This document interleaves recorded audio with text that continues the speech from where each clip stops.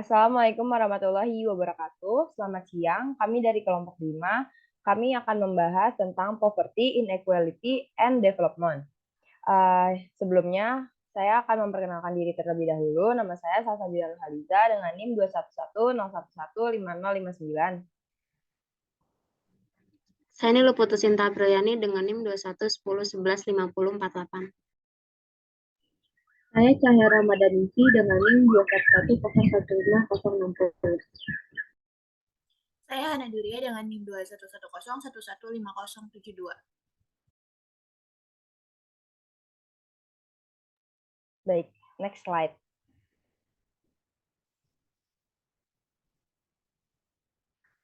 Measuring inequality atau mengukur kemiskinan inequality. Para ekonom biasanya membedakan antara dua ukuran utama distribusi pendapatan untuk tujuan analitis dan kuantitatif. Nah, untuk mengukur ketimpangan ini dapat dilakukan dengan 4 cara, yaitu size distribution, Lorenz curves, Gini coefficient, and aggregate measuring of inequality, dan the Ahluwalia Scenery Welfare Index. Next. Nah, size distribution itu atau distribusi pendapatan adalah bagian dari total pendapatan yang diperoleh dari persentase tertentu yang paling miskin atau persentase tertentu yang paling kaya dari suatu populasi tanpa memperhatikan sumber pendapatan itu. Nah, cara mereka menerima pendapatan itu tidak dipertimbangkan. Lorenz curves atau kurva Lorenz yaitu kurva di mana adanya sebuah grafik yang menggambarkan varian dari distribusi ukuran pendapatan dari pemerataan sempurna. Kurva Lorenz menunjukkan hubungan kuantitatif aktual antara persentase penerima pendapatan dan persentase total pendapatan yang sebenarnya mereka terima selama dalam tahun tertentu. Lanjut. Gini coefficient and aggregate measures of inequality, yaitu untuk mengukur tingkat relatif ketimpangan pendapatan di suatu negara dapat diperoleh dengan menghitung rasio area antara diagonal dan kurva Lorenz dibagi dengan luas total setengah persegi di mana kurva terletak. Semakin tinggi nilai koefisiennya, semakin tinggi pula ketimpangan distribusi pendapatan, dan semakin rendah, semakin merata distribusi pendapatan. Yang keempat, the Ahluwalia Scenery Welfare Index. Kurva ini adalah sebuah grafik yang menggambarkan varian dari distribusi ukuran pendapatan dari pemerataan sempurna. Kurva Lorenz menunjukkan hubungan kuantitatif aktual antara persentase penerima pendapatan dan persentase total pendapatan yang sebenarnya mereka terima selama dalam tahun tertentu. Lanjut, measuring absolute poverty atau mengukur kemiskinan absolut. Income poverty itu dapat diukur dengan 3 cara, yaitu headcount index, yaitu persentase penduduk yang berada di bawah garis kemiskinan, terus total poverty gap atau total ukuran kesenjangan pengeluaran masing-masing penduduk terhadap garis kemiskinan, dan yang terakhir ada FGT index.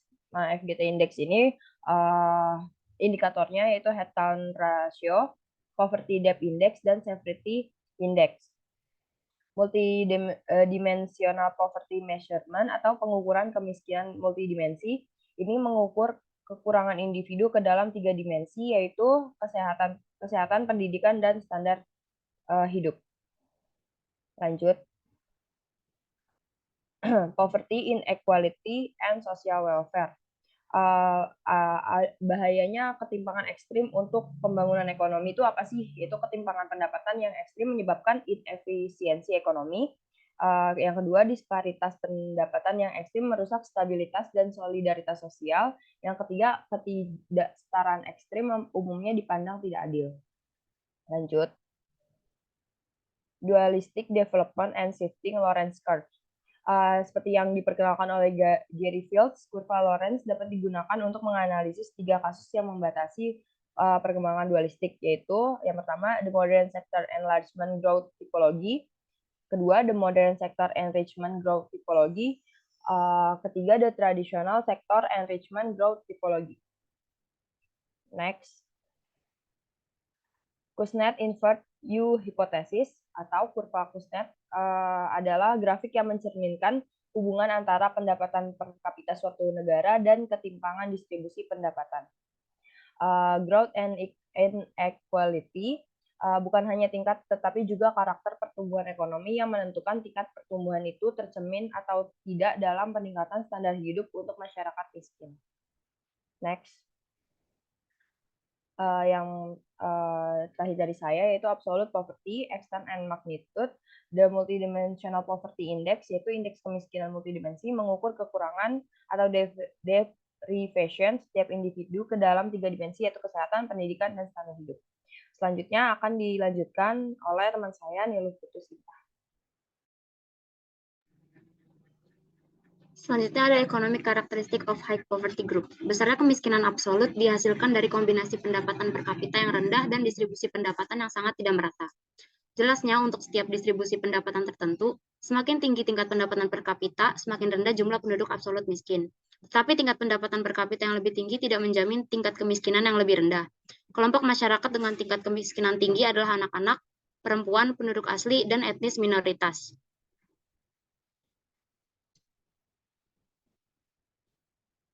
Selanjutnya ada Children and Poverty. MPI 2018 diterapkan secara khusus untuk memilah tingkat kemiskinan anak. Menemukan bahwa setengah dari semua kemiskinan MPI adalah anak-anak. Ini berarti bahwa lebih dari sepertiga dari semua anak di dunia hidup dalam kemiskinan multidimensi.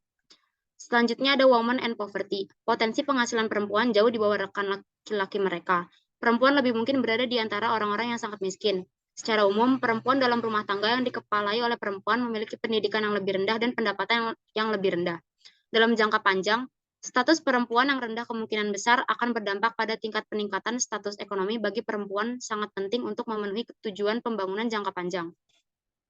Kondisi yang lebih keras bagi perempuan dan peran penting perempuan dalam pelarian masyarakat dari kemiskinan berarti bahwa keterlibatan perempuan tidak dapat dibiarkan begitu saja. Selanjutnya ada ethnic minorities, indigenous population, and poverty. Sebuah generalisasi terakhir tentang kejadian kemiskinan di negara berkembang adalah bahwa hal itu terutama jatuh pada kelompok etnis minoritas dan penduduk asli. Dalam beberapa tahun terakhir, konflik domestik dan bahkan perang saudara muncul dari persepsi kelompok etnis bahwa mereka kalah dalam persaingan untuk sumber daya dan kesempatan kerja yang terbatas. Mayoritas kelompok adat hidup dalam kemiskinan ekstrim yang lebih besar dan menjadi pribumi sangat meningkatkan kemungkinan bahwa seseorang akan kekurangan gizi, buta huruf, kesehatan yang buruk, dan pengangguran. Selanjutnya ada growth and poverty. Negara-negara di mana kemiskinan telah berkurang paling banyak cenderung memiliki pertumbuhan yang berkelanjutan. Pada saat yang sama, pertumbuhan tidak menjamin pengurangan kemiskinan. China mengalami tingkat pertumbuhan tertinggi di dunia dan juga pengurangan kemiskinan yang paling dramatis. Melalui satu atau lain cara, tersedianya kesempatan kerja dan kewirausahaan serta bantuan publik dan LSM, yang lebih besar orang-orang yang tinggal di negara-negara kaya cenderung keluar dari kemiskinan. Meskipun kita tidak dapat secara pasif mengandalkan pertumbuhan yang berkelanjutan dengan sendirinya untuk mengakhiri kemiskinan absolut, mengakhiri kemiskinan dapat sangat difasilitasi melalui pengelolaan yang bijaksana dan bersama dari berbagai sumber daya yang disediakan oleh pertumbuhan. Beberapa efeknya mungkin mulai dari peningkatan pendapatan, pendidikan, dan kesehatan di kalangan masyarakat miskin hingga lebih cepat dari semua pertumbuhan. Selanjutnya ada labor, the functional distribution of income, and inclusive development. Yang pertama itu ada di the functional distribution. Distribusi pendapatan fungsional atau pembagian faktor didasarkan pada bagian pendapatan nasional total yang diterima masing-masing faktor produksi seperti tanah, tenaga kerja, dan modal. Alih-alih melihat individu sebagai entitas yang terpisah, teori fungsional distribusi pendapatan menanyakan persentase yang diterima tenaga kerja secara keseluruhan dan membandingkannya dengan persentase total pendapatan yang didistribusikan dalam bentuk sewa, bunga, dan laba, yaitu pengembalian tanah dan modal finansial dan fisik. Dalam pendekatan neoklasik tradisional, kurva penawaran dan permintaan diasumsikan untuk menentukan harga satuan dari setiap faktor produktif. Yang kedua ada labor and inclusive development. Pekerjaan adalah cara penting bagi orang untuk mendapatkan keterampilan dan sikap yang dikembangkan dalam pekerjaan. Mereka memainkan peran penting dalam cara orang memandang, kemampuan, dan preferensi mereka di bidang kehidupan lainnya. Beberapa pekerjaan dapat memfasilitasi pembangunan ekonomi. Yang lain mungkin menawarkan sedikit lebih dari pendapatan saat ini tanpa prospek keuntungan di masa depan, dan bahkan mungkin terbukti tidak berkelanjutan. Tetapi untuk jangka panjang, salah satu cara terbaik untuk membantu mereka adalah membantu mendukung penciptaan lapangan tenaga kerja. Selanjutnya ada policy option on income, inequality, and poverty, some basic consideration. Yang pertama itu ada area of intervention. Yang pertama ada mengubah distribusi fungsional, yang kedua mengurangi distribusi ukuran, yang ketiga memoderasi atau mengurangi distribusi ukuran di tingkat atas melalui perpajakan progresif atas pendapatan dan kekayaan pribadi. Yang keempat ada memoderasi atau meningkatkan distribusi ukuran di tingkat yang lebih rendah melalui pengeluaran publik dari pendapatan pajak untuk mendapatkan pendapatan masyarakat miskin baik secara langsung atau tidak langsung. Yang kedua ada altering the functional distribution of income through relative factor price, minimum wage, and capital subsidy debates. Harga faktor diasumsikan berfungsi sebagai sinyal utama dan insentif dalam perekonomian apapun. Koreksi harga ini yaitu menurunkan harga relatif tenaga kerja, dan ini juga akan menurunkan pendapatan artifisial yang tinggi dari pemilik modal. Oleh karena itu, penghapusan distorsi faktor harga akan sangat membantu dalam menggabungkan lebih banyak pertumbuhan yang dihasilkan secara efisien, dengan lapangan kerja yang lebih tinggi, lebih sedikit kemiskinan, dan kesetaraan yang lebih besar.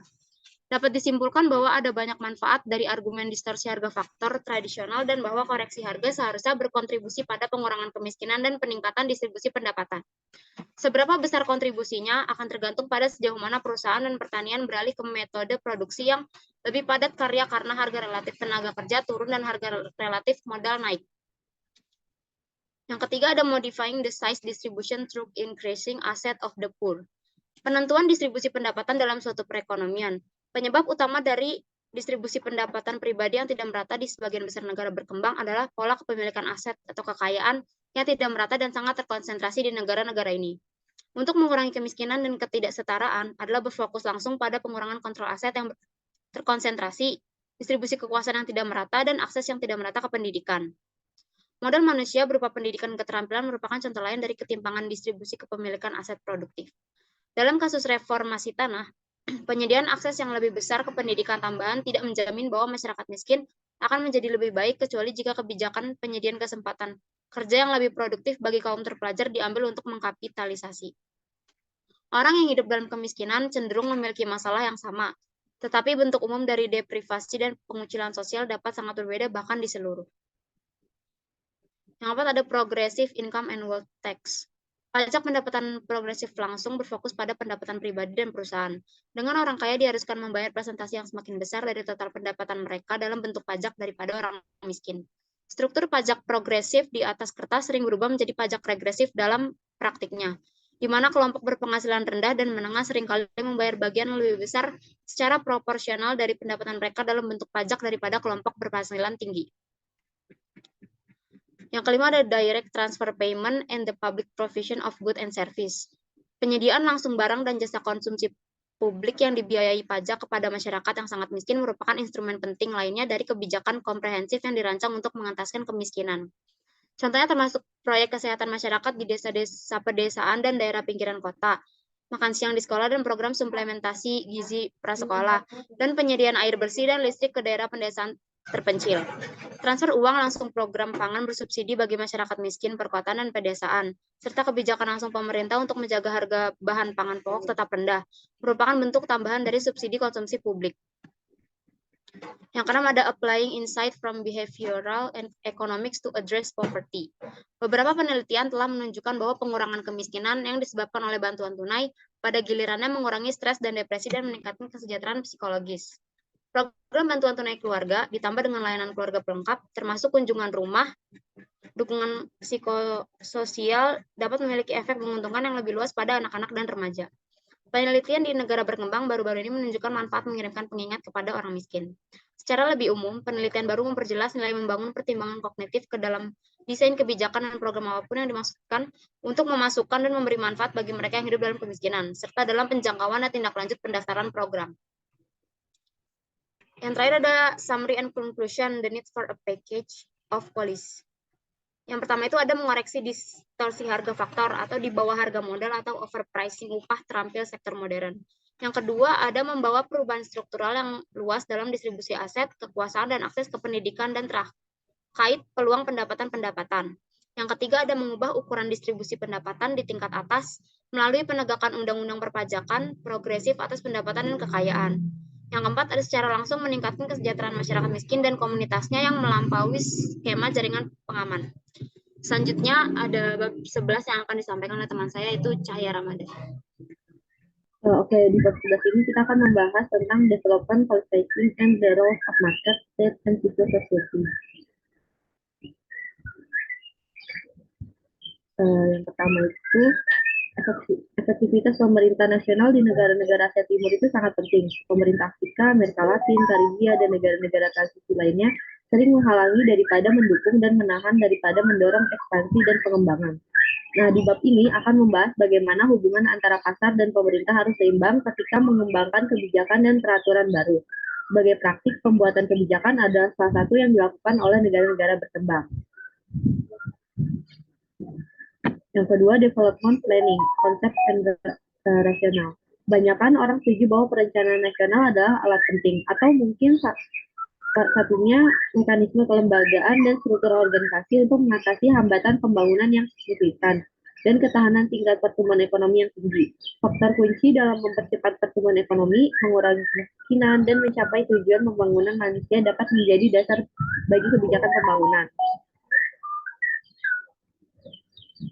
The nature of development planning. Yang pertama itu ada economic planning, di mana tindakan yang direncanakan dan disengaja dari negara untuk membuat pilihan tentang distribusi elemen produktif berbagai industri atau pengguna, memutuskan berapa banyak produk dan layanan yang harus diproduksi selama satu periode atau lebih. Kedua, ada economic plan adalah dokumen tertulis yang menguraikan keputusan kebijakan pemerintah tentang sumber daya yang harus didistribusikan di antara tujuan yang berbeda untuk mencapai tujuan lain, dan jendela pertumbuhan ekonomi yang direncanakan sepanjang kerangka waktu tertentu. Selanjutnya ada comprehensive plan, di mana strategi ekonomi yang mencakup tujuan untuk semua bidang ekonomi yang signifikan. Partial plan itu adalah rencana yang hanya membahas satu sektor ekonomi, yaitu contohnya pertanian. Selanjutnya ada proses perencanaan, di mana prosedur untuk menggambarkan dan mengimplementasikan rencana ekonomi. Next. Yang ketiga itu ada the development planning process, some basic model. Perencanaan agregat, sektoral, dan proyek adalah 3 tahap yang berfungsi sebagai sumber daya intelektual, utama bagi otoritas perencanaan, Bank Dunia, dan organisasi pembangunan lainnya, serta pemerintah negara bagian, telah memanfaatkan dan terus menggunakan teknologi ini secara ekstensif. Aggregate growth model, projection makro variable, model pertumbuhan agregat atau model ekonomi formal yang menggunakan sejumlah kecil variabel untuk mewakili pembangunan ekonomi di satu atau lebih sektor. Rasio model output marginal yang merupakan rasio penting untuk tujuan peramalan mungkin tidak memiliki banyak kesamaan dengan rasio modul output rata-rata, dan tingkat tabungan mungkin cukup tidak stabil. Model kegiatan ekonomi multisektoral yang lebih terpilah diperlukan untuk perencanaan operasional, seperti metode input-output dan matriks akuntansi sosial atau SEM, yang terkenal atau model keseimbangan umum atau CGE yang dapat dihitung, yang akan kita bahas selanjutnya. Multi-sectoral models and sectoral projection, menggunakan berbagai model antar industri atau input-output, di mana kegiatan utama berada adalah pendekatan yang jauh lebih kompleks untuk perencanaan pembangunan. Beberapa persamaan aljabar yang menyatakan prosedur atau teknologi manufaktur tertentu menghubungkan sektor industri ekonomi. Model input-output atau model antar industri, model segmentasi ekonomi untuk melacak aliran pembelian atau input dan penjualan di seluruh industri atau output. Model antar industri berkisar dari model input-output langsung dengan 10 hingga 30 sektor yang sering termasuk negara berkembang, dan 30 hingga 40 sektor yang biasanya terdiri dari ekonomi maju, hingga program linear atau model analisis yang lebih rumit. Kegiatan di mana pemeriksaan kelayakan atau sumber daya apa yang mungkin tersedia untuk memberikan batasan khusus dan optimalitas atau apa yang terbaik di antara beberapa pilihan juga dimasukkan ke dalam model. Next.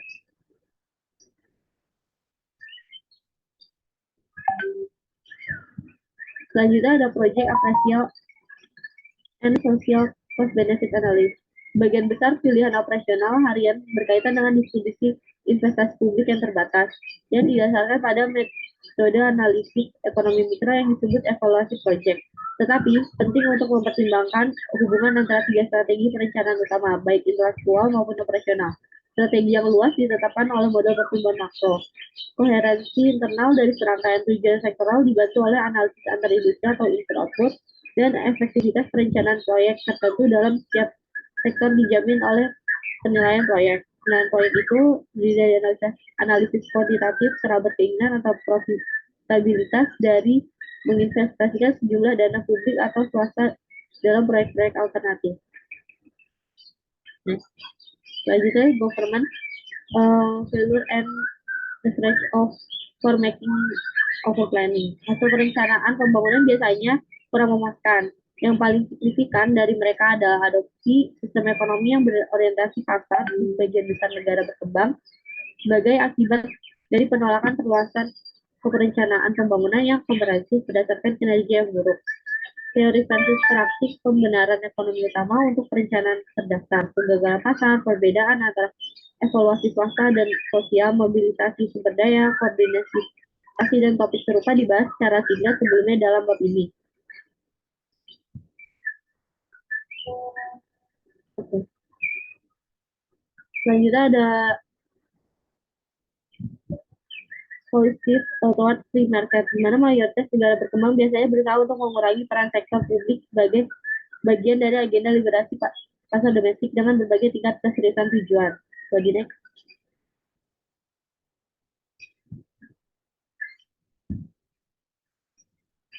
Next. Government pemerintah rentan terhadap jumlah kegagalan sama seperti pasar yang penuh dengan kekurangan. Oleh karena itu, meskipun pada prinsipnya pemerintah dapat memperbaiki kegagalan pasar, pada kenyataannya kadang-kadang gagal melakukan meskipun biayanya tinggi. Next. Oke, selanjutnya dilanjutkan untuk Hana dulu ya. Subbab selanjutnya itu the market economy, yang poin ke-1 yaitu socio-cultural precondition and economic recruitments.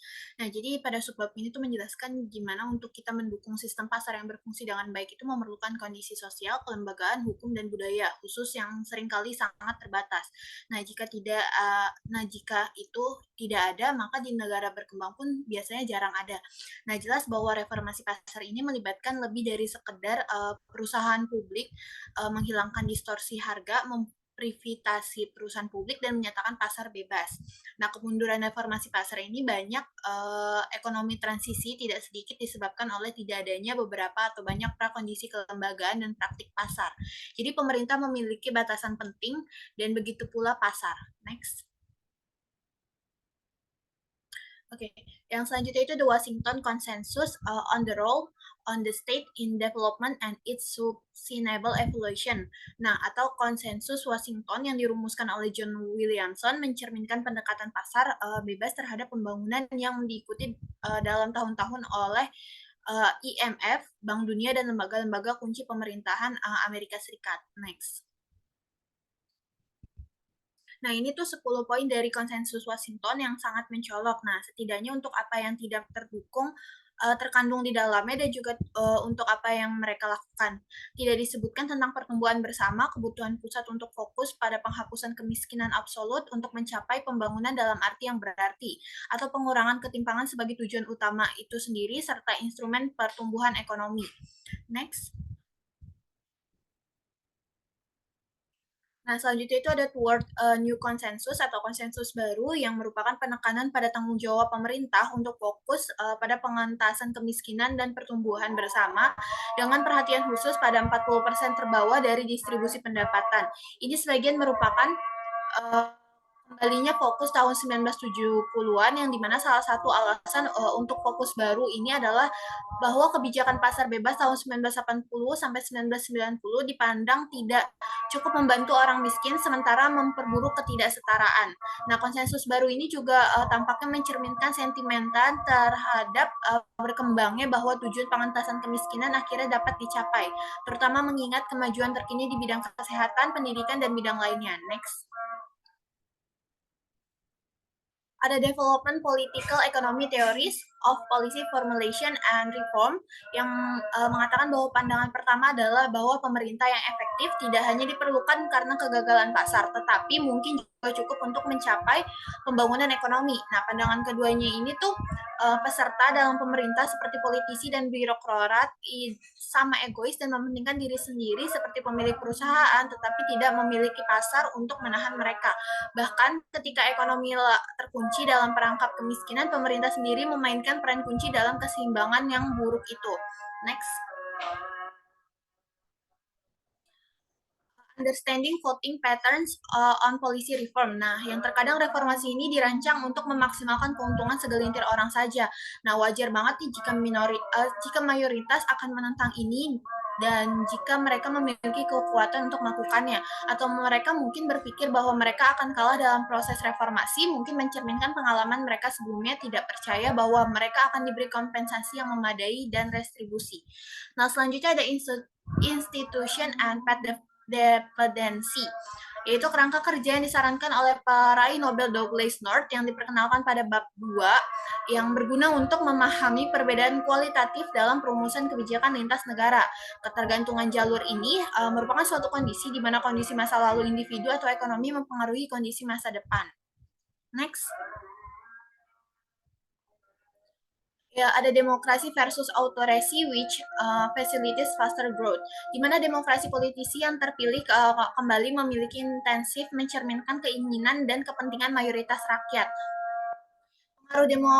Pengaruh autokraksi terhadap kebijakan peningkatan pertumbuhan tampaknya paling berhasil ketika sebuah rezim melihat bahwa peluang terbesarnya untuk tetap berkuasa terletak pada pencapaian tingkat pertumbuhan maksimum. Next. Development roles of NGOs and the broader citizen sector. Nah, semakin diakui bahwa keberhasilan pembangunan ini tidak hanya bergantung pada sektor swasta yang dinamis dan sektor publik yang efisien, tetapi juga pada sektor warga yang kuat. Nah, koperasi di sini juga memainkan peran penting dan dari pentingnya pembangunan ekonomi di banyak negara berkembang, tetapi pengalamannya juga terbilang campur aduk. Nah, salah satu manfaat LSM baik internasional maupun nasional itu ada inovasi, fleksibilitas program, pengetahuan teknis khusus, barang publik lokal ditargetkan, desain implementasi, kepercayaan dan kredibilitas, serta referensi atau advokasi. Next. Yang selanjutnya ada trend in government and reform, tackling the problem of corruption atau korupsi adalah penyalahgunaan kepercayaan publik dan keuntungan pribadi itu adalah bentuk mencuri, yang dimana kita tahu bahwa korupsi merupakan hal negatif yang memberikan dampak negatif baik bagi negara, individu, masyarakat, dan dampaknya pun sangat luas dan jangka panjang. Next.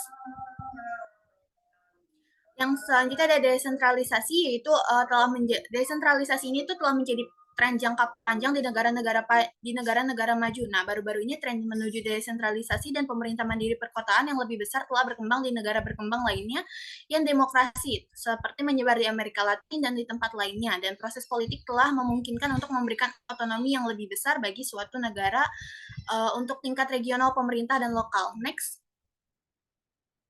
Yang terakhir ada development partisipan, yaitu tujuan pertumbuhan ekonomi dalam pembangunan manusia. Maka tanpa partisipasi kita dapat memiliki pertumbuhan ekonomi tanpa pembangunan. Jika tujuan pertumbuhan ekonomi adalah pembangunan manusia, maka tanpa partisipasi kita